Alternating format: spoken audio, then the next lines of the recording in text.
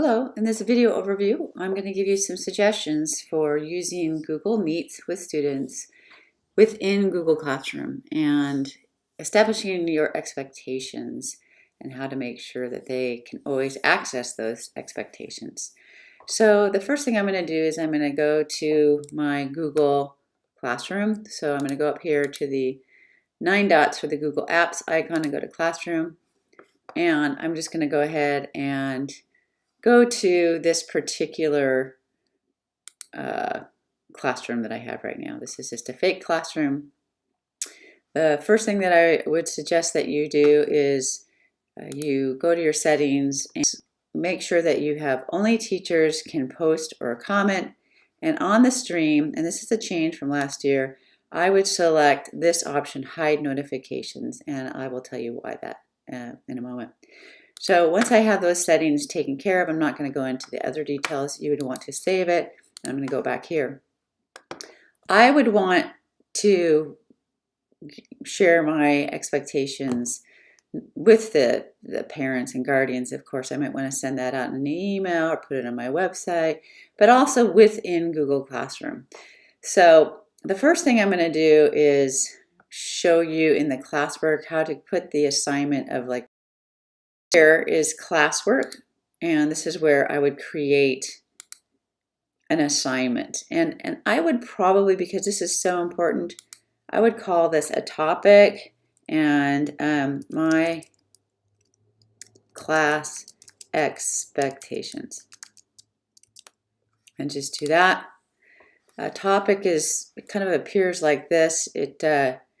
It's kind of like headings, so they can easily find things. And you can move these if you want to, but I'm going to put that right up at the top. And inside class expectations, I am going to add the document that has that. Now, I am going to go ahead and go to create a question, actually, which is like an assignment. Please read the following expectations for my classroom, or you can put in whatever you want. And then underneath here, I might say 1, read the expectations. 2, if you agree, please choose yes, I agree. And then, submit. Now it's asking us where is this particular agreement. So, oh, by the way, before I want to select this multiple choice option. So I want to say, yes, I agree. And I wouldn't even put anything else there because they can't participate if they don't. You can decide whether or not there are any points to this or not. You can make it ungraded if you want. You can put a due date if you want. I'll say that it needs to be done, the next day and a specific time if I want. All right. So now I don't want kids to see the summary of this, yes or no, so I'm going to take that off. Now, before I ask this, I do need to have my my agreements. So I have a document. It is on our district website, and I will include it in this YouTube video description. So if you go to YouTube, down below, it might say more. There'll be a link in there to this document. So here is my teacher document. It has all sorts of different rules and expectations. I'm actually updating it right now.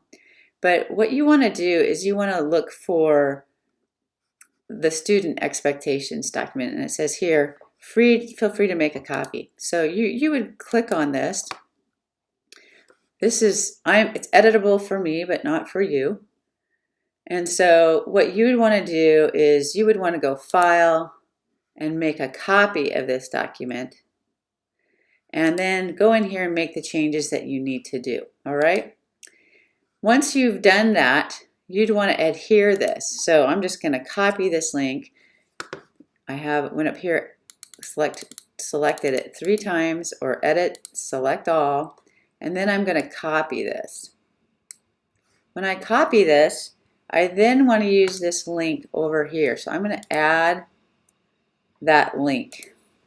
Or if it's in my drive, I can, add from my drive. And here's the expectations. I want this to be view only, so just make sure that it is a view only document. All right.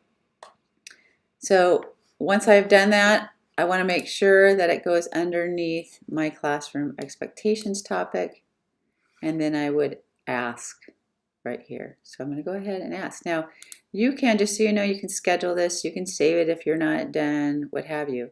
Once you post this, students can access this. So, just decide when you want to do that. You might want to schedule it. You can always go back and change the schedule time if you want to. All right. So I'm going to go ahead and just say ask right now. And so now I can see right here, please read the following expectations. They're going to be able to go in there and read it and say yes, that they've done it. Now, just a couple quick things about the stream here. Up here, this is the class code. Normally, you would have students use this code, and if I click on that little kind of square, it will show you the class code. So if you're doing a Google Hangout and somebody for some reason isn't in your classroom, you can show that. You can copy the link. You can send it to them. There's lots of different ways. But I believe we are going to try to use Synergy, our student information system, to pre-populate your Google Classrooms. And so what that means is inside a Google Classroom, we will have already set up your classrooms and your students will be in there. So there's no reason that they should need this code unless there's a glitch in there, but know that that's there. Also know that as kids go, leave and come, in your classroom, this will automatically populate the people that are in your classroom. So just be aware of it.